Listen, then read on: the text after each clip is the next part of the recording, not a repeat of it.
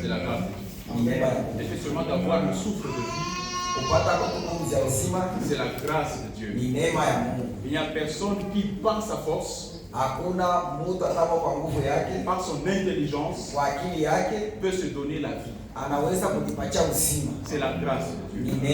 C'est la grâce de Dieu. Nous disons aussi merci à notre Dieu pour le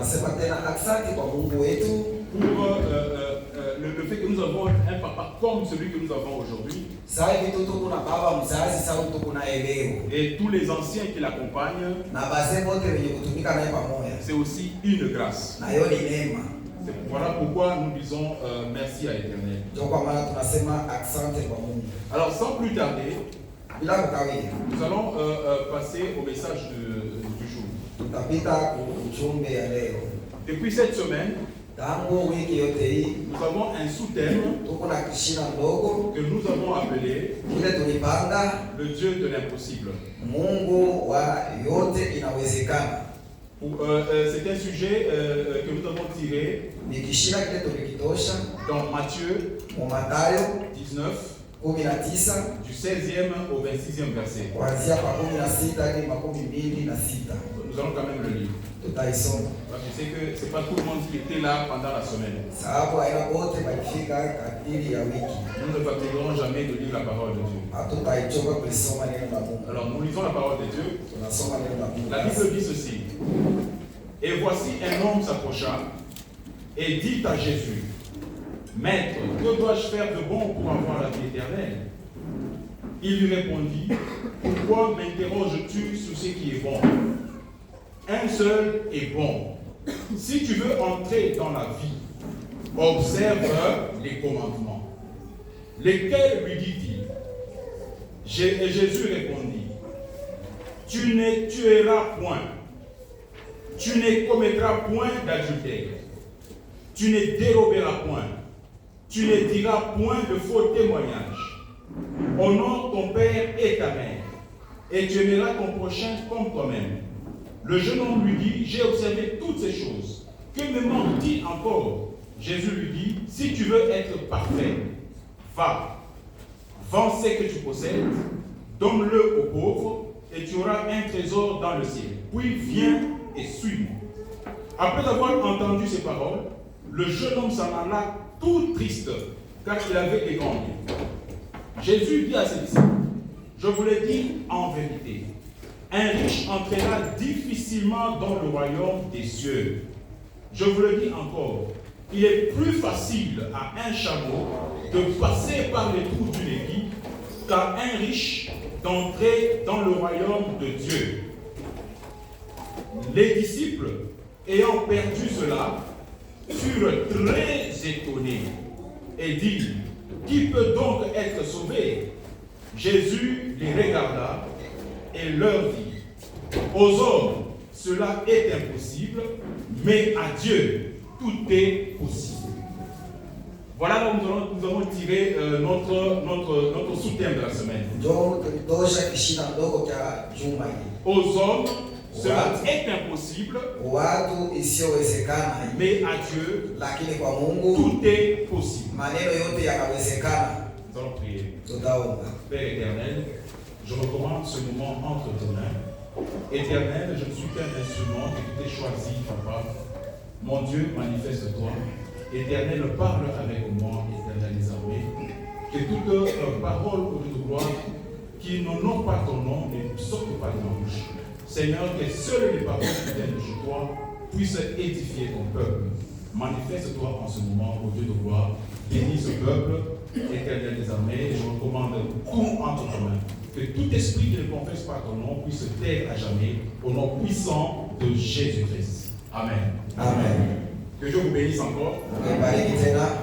Alors, ici, il s'agit d'un jeune homme qui cherche la voie pour avoir la vie éternelle. Je bénis l'Éternel parce que j'entends qu'à côté de moi ici, il y a une chorale qui s'appelle la voie du salut. Et j'ai même envie de changer ce message pour changer le titre ou le sujet et l'intituler La voix du salut. Parce qu'ici, on voit un homme qui cherche le salut. Alors, il y a 2 semaines, ou bien pendant 2 semaines, on nous a parlé de la tour de Babel. On a vu un peuple qui s'était décidé de construire une tour pour atteindre le ciel. Donc ils étaient en train de chercher la voie pour atteindre le ciel. Et cette voie-là qu'ils étaient en train de chercher, c'était quelque chose qui venait de leur propre cœur, de leur propre intelligence, de leur propre volonté. Et non pas de la volonté de Dieu.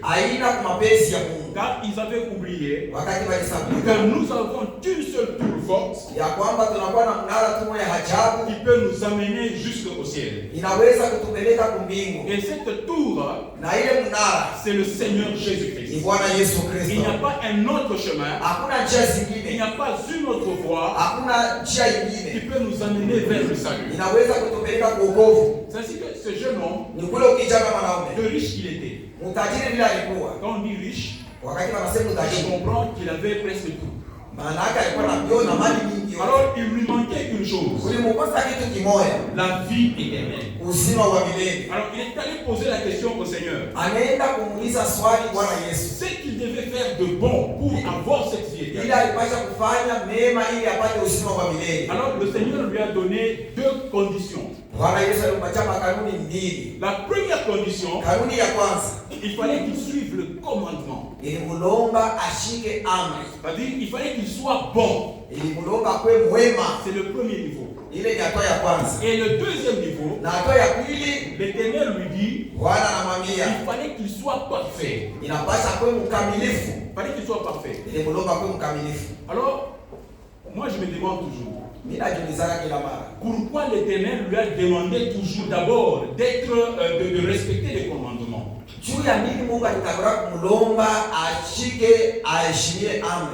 Quand nous lisons Romains 10, au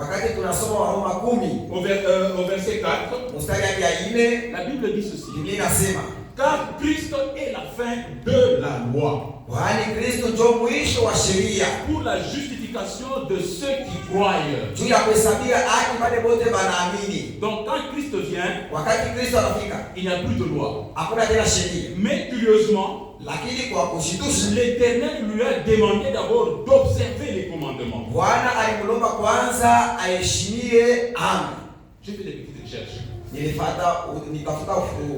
J'aime beaucoup lire. Alors je me suis un peu intéressé à la théologie. Je sais que beaucoup de gens n'aiment pas de théologie, de philosophie. Là, les gens aiment bien quand on prie. Le fait que ça, là on aime. En tout cas, je ne suis pas théologien. Mais j'ai encore un peu jeté un œil sur la théologie. Alors qu'est-ce que j'ai vu? Donc l'apôtre Paul, quand il avait écrit ce texte, les théologiens disent il avait écrit en grec ancien. Et en grec ancien on dit, pour dire car Christ est la fin de la loi, et ils disent telos, car nomo Christos. C'est en grec. Je sais que c'est compliqué la théologie. Pas très compliqué, mais je me rends compte que je commence un peu à m'y intéresser. Je trouve que c'est quand même bien. Il dit telos, car nomo Christos. Et lorsqu'on doit les traduire, telos veut dire la fin. Gar veut dire car. Et non veut dire la loi, la Torah. Et Christos, c'est le Christ. Donc, traduction littérale, on dit Christ est la fin de la loi. Mais les théologiens aiment l'entendre d'une certaine façon. Parce que le mot télos, qui veut dire la fin, signifie aussi autre chose. Ça peut signifier l'aboutissement. Ça peut signifier l'objectif. Ça peut signifier le but ou l'accomplissement ultime d'une chose. Voilà pourquoi les théologiens aiment bien dire car Christ est l'accomplissement ou bien l'aboutissement de la loi. Donc Christ vient donner à la loi un sens plein. Donc, si nous comprenons là, Christ est l'aboutissement, il est l'accomplissement de la loi. Quand on dit Christ est la fin de la loi, ça ne veut pas dire que Christ est venu, il a coupé la loi et l'a effacé. Qu'est-ce que cela veut dire? Dans l'Ancien Testament avec Moïse, il y avait la loi, les 10 commandements. Ça servait à quoi? C'était un guide moral. Et ce guide moral était de montrer, de faire découvrir au peuple qu'il a péché. Ou bien de révéler le péché. Alors, dans l'Ancien Testament, cette loi-là condamnait le pécheur. Condamner le pécheur. Maintenant, quand Christ est venu, il n'a pas aboli la loi. Parce que même lui-même a dit, je ne suis pas venu pour abolir la loi. Et d'ailleurs, il a essayé de le simplifier en 2 commandements. Le plus important, il a dit 1, tu aimeras l'Éternel ton Dieu. Et 2, tu aimeras ton prochain comme toi-même. Alors, quel est le sens de Christ et la fin de la loi? Ça veut dire quoi? Dans l'Ancien Testament, tu commets un péché, on te condamne. Tu fais l'adultère, on te lapide. Mais aujourd'hui, avec Christ, la loi est là. Tu commets un péché, au lieu qu'on puisse te condamner, l'Éternel t'accorde le pardon. L'Éternel t'accorde cette grâce-là d'être pardonné. Voilà ce que cela veut dire. Quand Christ est la fin de la loi. Pourquoi? Pour la justification de ceux qui croient en lui. Donc aujourd'hui, l'Éternel est venu. Il nous a accordé cette grâce-là. Nous devons la saisir. Nous devons la saisir. C'est une invitation à ne pas abandonner. C'est une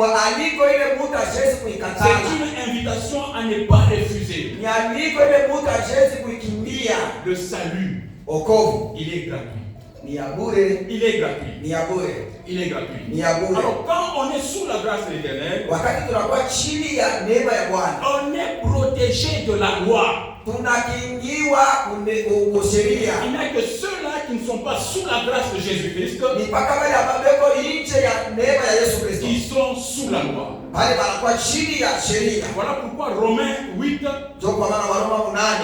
nous dit ceci.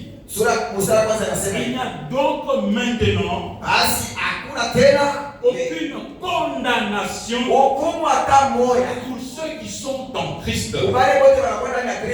Pour ceux qui sont en Christ. Vous qui n'êtes pas encore en Christ, qu'est-ce que vous attendez? Le salut, il est gratuit. Le salut, il est gratuit.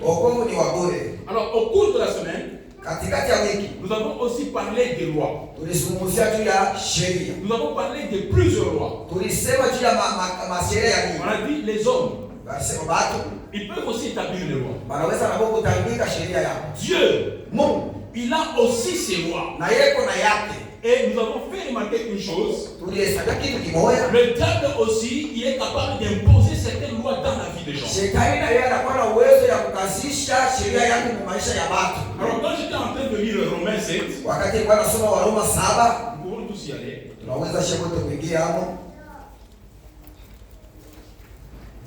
Romains 7, au verset 21. Là, c'est l'apôtre Paul. L'apôtre Paul, c'est lui qui a écrit tout ce que nous sommes en train de lire ici comme épître. Mais écoutez ce qu'il dit. Je trouve donc en moi cette loi. Quand je veux faire le bien, le mal est attaché à moi. Ça signifie que quand les mêmes qui étaient au sommet de l'évangile, ils sentaient qu'il y avait toujours une loi en lui. Il l'amenait à faire le mal. Cette loi-là, qui t'amène à faire le mal, elle doit se taire au nom puissant de Jésus. Y a-t-il une loi sur ta vie? Et nous avons observé la vie d'Abraham, d'Isaac et de Jacob. Et de voilà, le micro me dérange.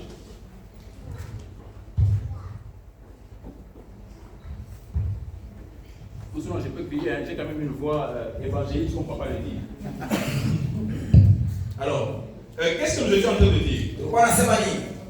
Nous avons constaté que Paul, qui était le maître de l'évangile, malgré qu'il était au summum, il s'était rendu compte qu'il y avait une loi en lui qui le tirait vers le mal. Cela est une vérité, même pour nous, peuple de Dieu, aujourd'hui. Et nous avons observé la vie d'Abraham, d'Isaac et de Jacob.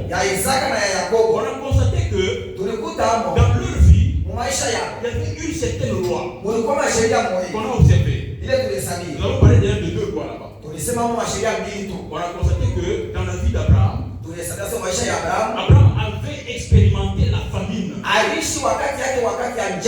tel point qu'il a fui Israël pour se retrouver en Égypte.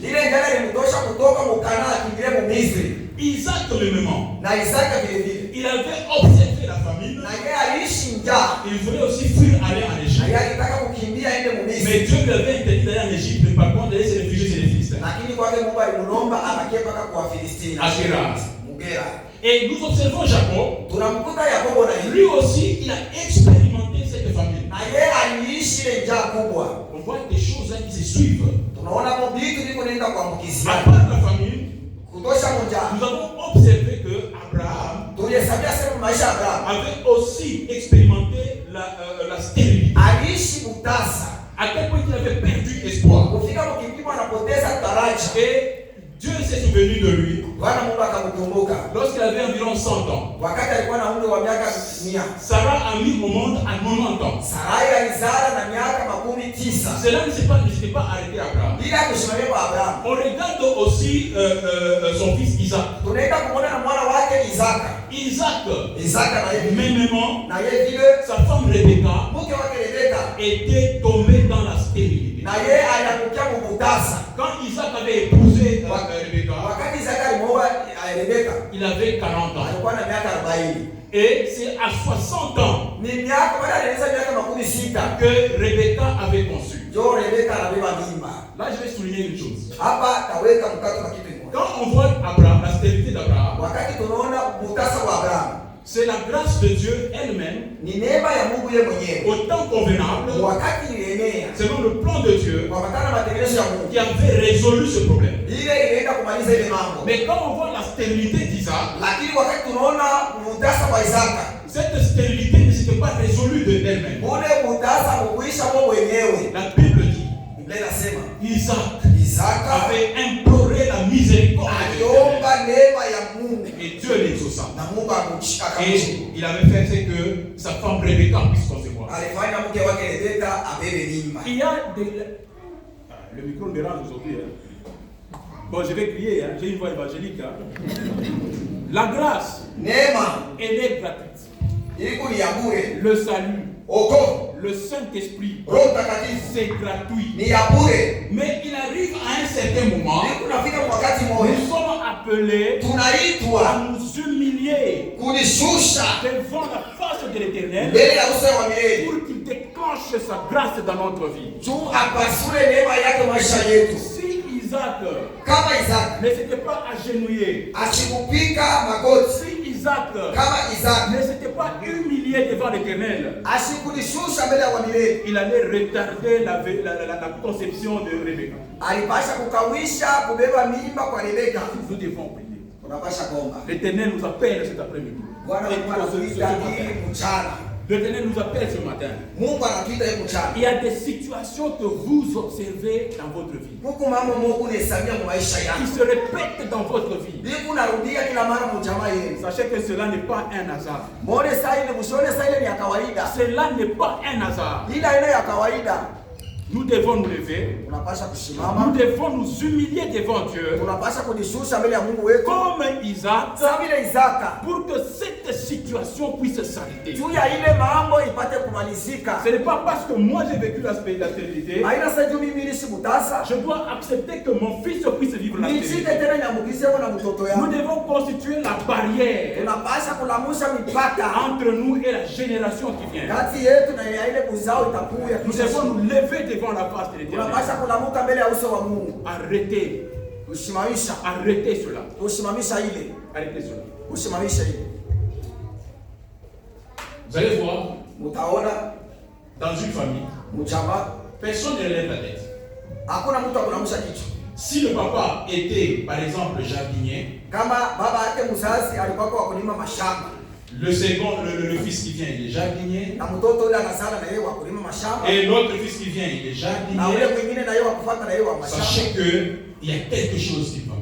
Mhesabia kwamba siku vitu vya ile inabiende. Le Dieu que nous sommes venus chercher ce matin, Mungu tunakuwa kutafuta hiyo mchana. c'est un Dieu qui est capable de changer des Ni situations. Mungu yuko na uwezaji wa kubadilisha maneno. Nous avons dit au courant de la semaine, Tulisema katikati ya wiki, il est celui qui a créé les lois de la nature. yeye ndio aliumba masheria ya umbo. Et c'est lui-même Ni yeye moja qui tena est capable de changer ces lois de la nature. anakuwa na uwezo wa kuibadilisha ile masheria ya umbo. L'homme, Binadamu, quelle que soit sa force, ingawa nguvu yake, quelle que soit sa puissance, ingawa uwezo il yake, n'a aucun pouvoir pour changer les lois de la nature. hana na uwezo wa kubadilisha umbo. Voilà pourquoi Ndio kwa maana nous devons nous humilier sous la main puissante de l'Éternel tunapaswa kujinyenyekeza chini ya mkono ya uwezo ya pour Mungu bénéficier de sa grâce. juu ya kufanikia neema yake. Tu ne peux pas te lever ce matin, un matin. Hauwezi kuamka tu asubuhi. C'est un exemple que je donne pendant la semaine. Kwa mfano mimi nileta na wiki. Tu te dis, Unasema Bicho termine, je vais vite à malade. Ça ne va pas changer. havitabadilika Parce que c'est la loi de la nature ile ni sheria ya umbo. qui fait que les maïs sont les maïs, Inafanya nini bate nini? les arachides sont les arachides, Kalanga na yeye inabataka kalanga. et les haricots sont les haricots. Malaki na yeye ni malaki. Il n'y a que Dieu lui-même Ni paka Mungu mwenyewe. qui a créé ces choses, Alipa vile vitu. qui est capable de changer les lois de la nature. Anakuwa na uwezo wa kubadilisha umbo. Dieu peut regarder un maïs, Mungu anaweza kuiona il mwindi. dit que ça doit devenir le haricot Anasema aujourd'hui. itokelee malaki leo. Il n'y a que Dieu Ni paka Mungu qui mwenyewe. peut regarder l'impossibilité de ta vie Anaweza kuona visho uwezekano et maisha le yako. transformer en possibilité. Anabadilisha vinawezekana. Il n'y a que Ni l'Éternel paka wa qui milele. peut regarder la honte de ta vie Anaweza kuona aibu ya maisha yako. et la transformer. Anaibadilisha. Il n'y a que l'Éternel Ni paka wa milele qui Mungu. peut regarder la tristesse de ton Anaweza cœur kuona huzuni ya moyo et la wako. transformer transformer en joie. Anabadilisha inakuwa Il n'y a furaha. que l'Éternel Kwa milele qui tu. peut regarder les difficultés de ta vie Anaweza kuona magumu ya maisha yako. et les transformer Anabadilisha en facilité. inakuwa kepesi. En facilité. Inakuwa easy. Nous prions un Dieu qui possibilise les Kwa choses. Mungu ule unafanya maneno yote Le iwezekane. Dieu qui possibilise les choses. Mungu wa kuwezesha maneno yote. Ça, c'est la loi. Hii ni sheria. On en a beaucoup parlé pendant la semaine. Tulizungumzia sana katikati ya wiki. Alors, parlant de la loi, Tulizungumzia kusheria. ce jeune homme riche Huyu kijana mwanaume mtajiri a dit à l'Éternel, alimwambia Bwana, j'ai observé tous ces commandements. nilishika ile tangu kujana Bwana. Que me reste-t-il encore à Ni faire? nini tena inanilomba nifanye? Il avait observé. Hakika aliishi. Vraiment, les Juifs, ils marchent selon la loi. Hakika Wayahudi wanatembea mwili. Si batoto wa Mungu leo. Nous, les enfants d'aujourd'hui, Si batoto wa Mungu wa leo hii tuko hapa. est-ce que nous pouvons nous comparer à ce jeune homme riche-là? Tunaweza kunifananisha na ule kijana mwanaume Il mtajiri? dit, j'ai déjà fait. Yanasemisha kuvitenda dongo. À quel niveau de bonté nous sommes? Mwatwaka ni ya wema ile tuko nayo. Que Dieu nous aide Mungu atusaidie à être bons. ya kuwa wema. Soyons bons. Tukue wema. Soyons bons. Tukue wema. On n'a pas de temps pour entrer sur les commandements. Hatuna na wakati ya kushuka Mais mwanga. l'Éternel nous appelle d'être bons. Lakini Bwana anatuita tukue wema. C'est le premier niveau. Ile ni hatua ya kwanza. C'est le premier niveau. Ni hatua ya kwanza. Autrement dit, Usema tena na pour entrer dans le royaume des cieux, juu ya kuja ufalme wa milele. il faut d'abord prendre la forme. Inakulomba uvale mbele picha. Il faut d'abord prendre la forme. Inakulomba uvale picha. Tu es d'abord bon. Uko mwema. Tu es d'abord bon. Ukwe mwema. C'est comme Dieu lui-même Niko samu à mwenyewe. la création. Umbo. Avant de créer un homme qui vit, qui est actif, Mbele ya kuumba mtu hapa kuishi, il a pris d'abord la terre. anabeba mbele moyo, Il a la terre. bulongo. Il a fait la forme d'un homme. Anakufanya picha. Cette loi, Ile pour l'obéissance au commandement, utifu kuamri nous donne la forme. inatupatia Nous donne la mfano. forme. Inatupatia mfano. Et il manque une chose. Inaonesha kitu kimoja. Il manque une chose. Inaonesha kitu kimoja. L'Éternel doit y souffler la vie Bwana anapaswa kupumua pour que cette forme juu ya ile picha soit active. ikwe natumika, ikwe na uzima. Il lui dit une chose. Anamwambia kitu. Si tu veux être parfait, Ukitaka kuwa mkamilifu, c'est le deuxième niveau, la perfection. ndio hatua ya pili. Va.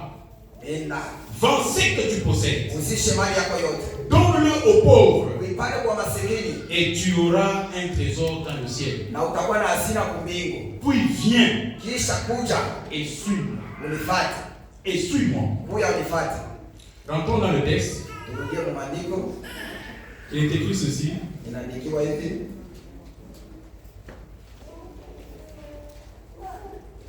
Nous sommes dans Romains, dans Matthieu. Tuko Mathayo, Matthieu 19. Mathayo 16, 19. Matthieu 19. Il lui dit ceci. Jésus lui dit, si tu veux être parfait, va, vends ce que tu possèdes, donne-le aux pauvres et tu auras un trésor dans le ciel. Puis viens et suis-moi. On dit, après avoir entendu ces paroles, le jeune homme s'en alla tout triste, car il avait de grands biens. Sababu alikuwa na mali nyingi. Il s'en alla tout triste. Akaenda na moyo wake ni kuhuzunika sana. Nous allons relever un fait. Tutalamusha pale. Il était bon. Alikuwa mwema. Mais malgré qu'il soit bon, Ingawa hiyo akiovile alikuwa mwema. cela ne lui a pas donné la capacité d'hériter le royaume de Dieu. Ili akupatia uwezo ya kurithi ufalme wa milele. C'est pour dire quoi? Tukusema nini? La loi Sheria ne rend jamais parfait. haisaidiake mtu kwa mkamilifu. La loi Sheria ne sauve pas. hayoko wake. Nous ne sommes pas sauvés parce que nous méritons. Hatukuokolewa sababu tulistahili. Ce n'est pas parce que nous méritons. Haina sisi Mais tunastahili. nous sommes sauvés Tunaokolewa parce que Dieu nous accorde sa grâce. sababu Mungu anatupa neema yake. Aucune loi au monde Hakuna sheria kama ne mdunia peut vous rendre parfait. inaweza kukupatia ukamilifu. Je vais même donner au courant de la semaine l'exemple du peuple japonais. Nilileta na picha mfano ya taifa ya Japon. Un ami qui est allé faire un stage clinique au Japon, Rafiki yangu mmoja alienda kufanya kufunda kule, il m'a dit, Ananiambia ces gens sont d'une moralité exceptionnelle. bale batu beko na adabu ya machabu. Mais ils ne connaissent pas Jésus-Christ. Lakini abamuyo Yesu. Beaucoup sont des bouddhistes. Bamingi beko abudu masanamu. Ils ont une moralité exceptionnelle. Lakini beko benye kuheshimiana sana. Il m'a dit, ces gens, tu peux laisser ton téléphone, tu le fais tomber ici. Bale batu asema unaweza kuangusha simu yako hapa. Tu vas les retrouver même après 3 mois. Unaweza kwa kuikuta atakisha miezi 3. Donc ils sont tellement ancrés dans la loi Na kusema acha mwingia sana ndani ya sheria. Que tu ne peux pas t'imaginer. Hawezi kuhesalia. Malgré cela, Ingawa ile ils ne vont pas hériter le royaume des cieux. abaka kitu ufalme wa milele. Parce qu'il n'y a qu'un seul chemin. Sababu kunjai moya tu. Un seul chemin. Njia moja. Le Seigneur Jésus-Christ. Bwana Yesu Kristo. Celui qui nous rend parfaits Yeye ndiye anatupatia ukamilifu par sa grâce kwa neema yake. pour pouvoir hériter le royaume des Ili cieux. tupate kurithi ufalme wa milele. La perfection. Ukamilifu. La perfection. Ukamilifu. Il n'y a que Dieu qui est parfait. Ni mpaka Mungu ndiye anakuwa mkamilifu. Et dans Matthieu 5, 48, on l'a lu pendant la semaine, Mathayo 5:48 la Bible dit, inasema, soyez donc parfaits, muwe wakamilifu comme votre Père Céleste est parfait. sasa vile baba yenu aliyekuwa mbinguni mkamilifu. La perfection, Ukamilifu ce n'est pas un état humain naturel. haina hali ya umbo ya binadamu, C'est un idéal spirituel. ni kitu kinatoka kwa maisha ya kiroho. L'apôtre Paul lui-même Mtume Paulo mwenyewe l'a déclaré dans Philippiens. alitangaza kwa Filipi, Il dit, anasema c'est Philippiens 3, au verset 12. Il dit, 12, ce n'est pas que j'ai déjà remporté le prix inasema mimi nimeshakupata bei, ou que j'ai déjà atteint la perfection, wala nimeshakufika kwa ukamilifu, mais je cours lakini napita mbio pour tâcher de le saisir, juu ya kupima kuishika, puisque moi aussi sababu mimi na mie pia j'ai été saisi par Jésus-Christ. nilishikwa na Bwana Yesu. La perfection, Ukamilifu c'est un idéal spirituel. ni hatua ya kiroho. L'homme par nature Mtu kwa umbo ne peut pas être parfait. hawezi kuwa mkamilifu. Voilà pourquoi Ndio kwa nous maana avons besoin de la grâce de Dieu. tunahitaji kuwa na neema ya Nous Mungu, avons besoin de la grâce de Dieu tunahitaji neema ya Mungu qui va nous rendre parfaits itatufanya kuwa wakamilifu, et nous permettre d'hériter le royaume de Dieu. urithi ufalme wa mbingu. Donc, être parfait Kumbe kuwa mkamilifu pour un homme, quelqu'un qui est né humain, kwa mtu ule alizaliwa binadamu c'est une impossibilité. haiwezekani, Mais lorsque on est sous la grâce de l'Éternel, lakini wakati tunaingia chini ya neema ya Bwana, cette impossibilité devient possible. ile alikuwezekana vinatokelea, vyote vinawezekana. C'est ce que ces jeunes hommes ne pouvaient pas savoir. Ni huyu kijana mwanaume hakuweza kuvijua. Quand on lui a dit de vendre sa richesse, Wakati walimlomba auzishe mali de yake les donner aux pauvres, aipate kwa maskini, je pense qu'il s'est demandé, sasa alianza bon, kutuliza, si je laisse ma richesse, nikipane tu maisha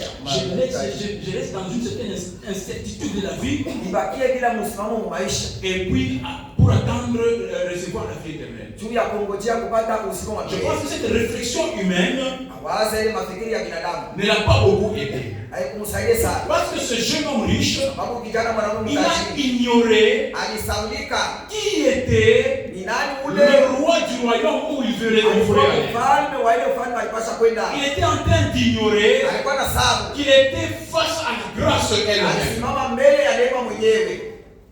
Le Dieu qui possibilise les choses. Mungu ule kunafanya maneno yote iwezekane. Le Dieu Mungu qui vient au secours des incapacités de l'homme. huyu unakuwa kuleta msaada kuvitu visivyowezekana kwa binadamu. Le Dieu Bwana Mungu qui change les choses difficiles en choses faciles. anayebadilisha vitu vya nguvu vinakuwa vyepesi.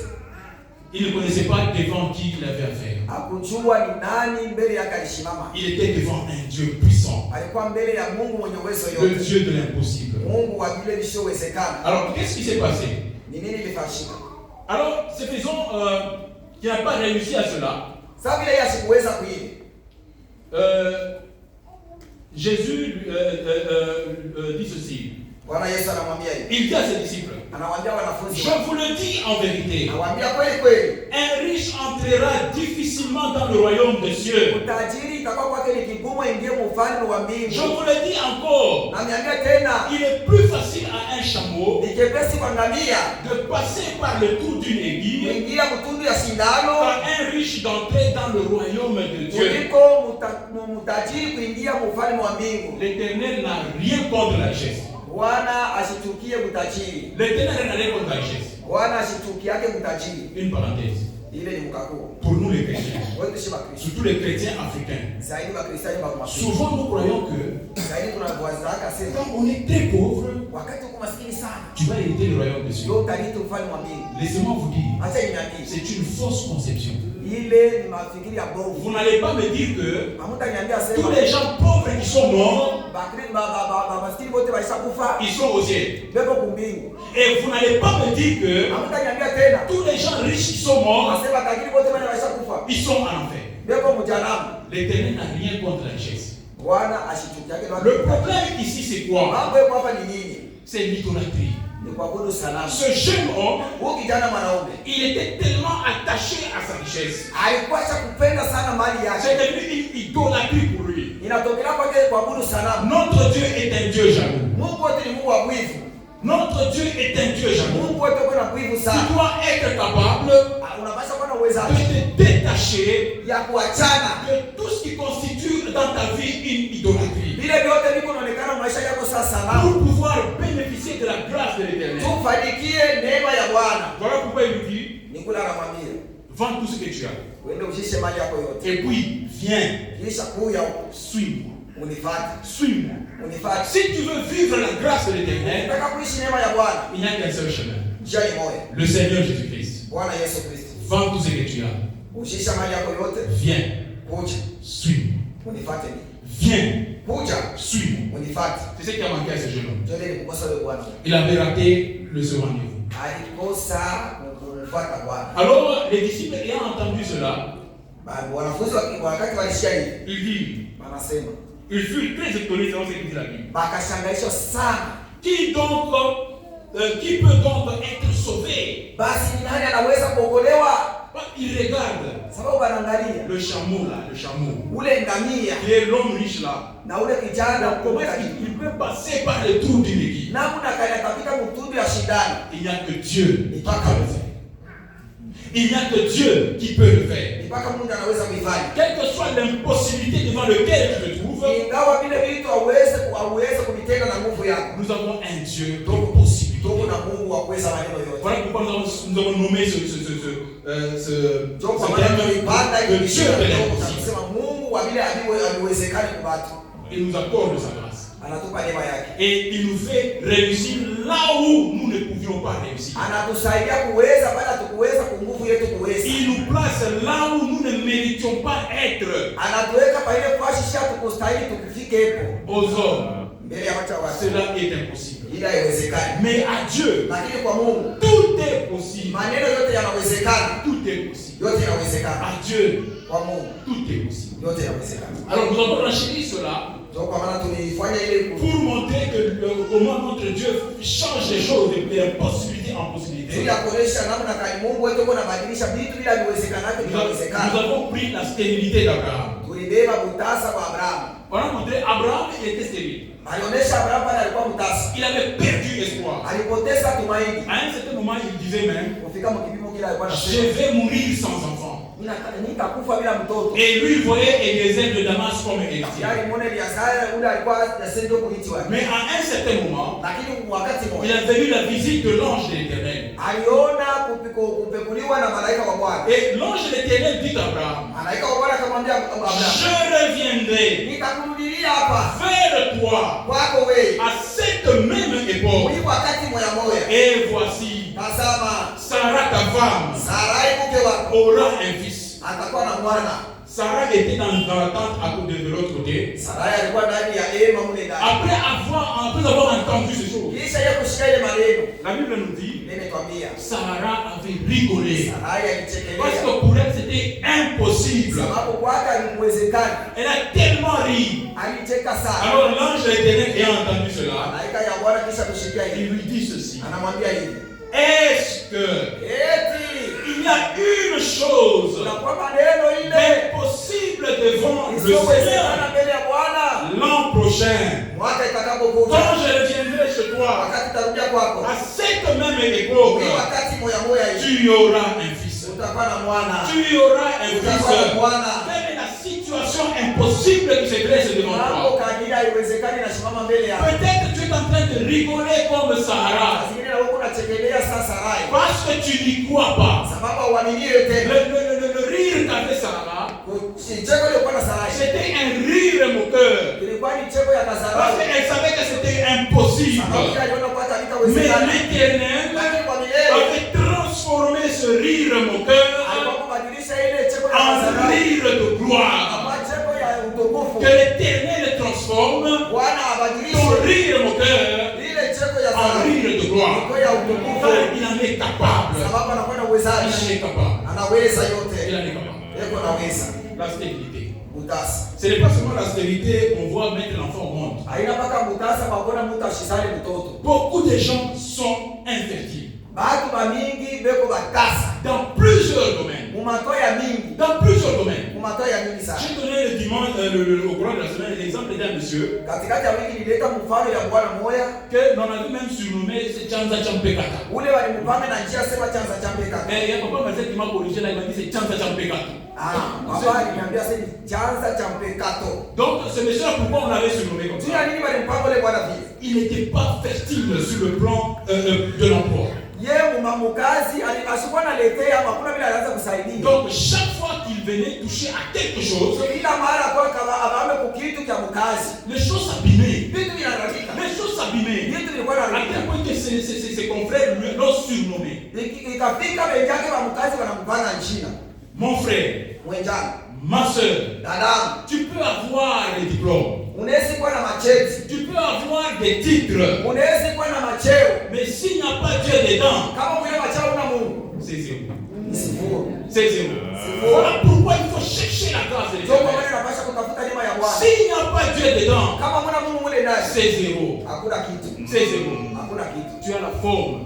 Unakuwa na picha. Comme Dieu avait fait la terre, l'homme en forme de la Sababu terre. Mungu alimtunga binadamu mulongo. Aussi longtemps qu'il n'y a pas le souffle, Sababu bila mkwe pumzi ya uzima, ça reste la forme. inabakia mulongo. Ça reste la forme. Inabakia tu picha ya mulongo. Cherchons la grâce de l'Éternel. Tafuta neema ya Bwana. Cherchons la grâce de l'Éternel. Tafuta neema ya Bwana. Lorsqu'il va mettre son esprit Wakati ataingiza moyo dans wake. tout ce que nous faisons, Vile vyote tunafanya. tout cela ne sera que succès. Vile vyote vitakuwa ni kafungu. Tout cela ne sera que succès. Vile vyote vitakuwa ni Même kafungu. Joseph dans la maison de Potiphar, Hata Yusufu ndani ya Potifari. parce qu'en lui il y avait la main de Dieu, Ndani yake vile ulikuwa mkono wa Mungu. parce qu'en lui il y avait la puissance de Ndani l'Éternel, yake ulikuwa uwezo ya Bwana. Joseph a même fait prospérer son maître. Yusufu alifanya na kustawi kwa maisha ya bwana wake.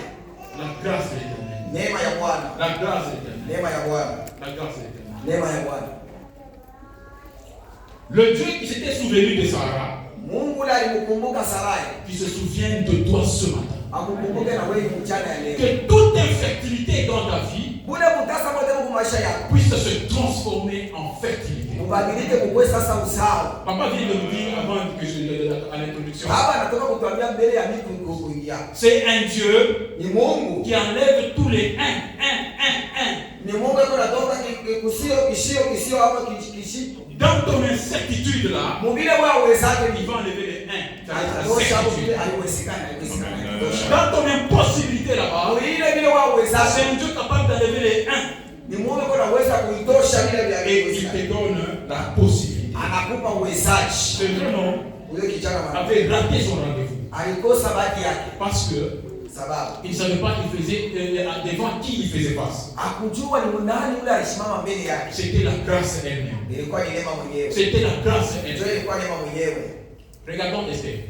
Muone kwa Esther. Esther était une esclave. Esther alikuwa ni mtumwa, Mais lakini je ne pense pas que Esther un jour pouvait croire qu'elle pouvait quitter cet état Mishi d'esclavage. Zania asema alikuwa na wazako mahali mkuu. Esther alikuwa na waza asema shimu atakuwa na ye atoke kukutumwa. D'esclave qu'elle était, Tokea kukutumwa mule alikuwa. Dieu l'a pris Mungu anambeba. pour l'amener à la royauté. Sio kwenda kumpeleka nyumba mfalme. Nous avons un Dieu Tuko na Mungu. qui est capable d'élever une personne. Yeye ana uwezo kupandisha binadamu. Il te sort de l'obscurité Anakutosha mukiza. et il te place devant le roi. Anakupeleka mbele ya wafalme. Que mon Dieu te place devant le roi ce Mungu matin. anakupeleka mbele ya wafalme. Que mon Dieu te place devant le roi. Mungu anakupeleka kwa wafalme. Dans toute obscurité où tu te trouves, Ingawa giza kule il est unalikuta. capable de te sortir.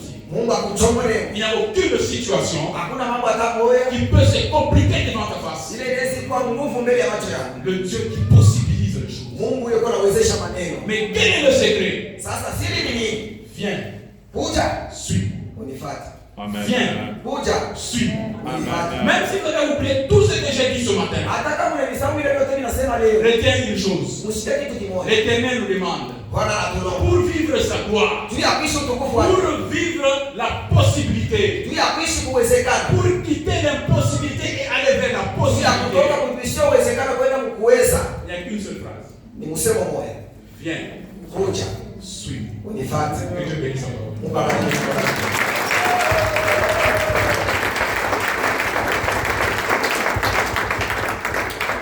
Haleluya. Sasa kuchapa tena mikono sio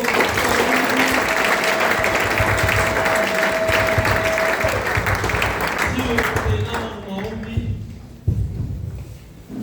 Tunakuwa tunauliza moja tu, kama uko hapa wayafanyaka wapambana mpango ya kusema ke Yesu anakuwa mwokozi wa maisha yangu, tunakupatia opportunity, unaweza kubeba ile mpango.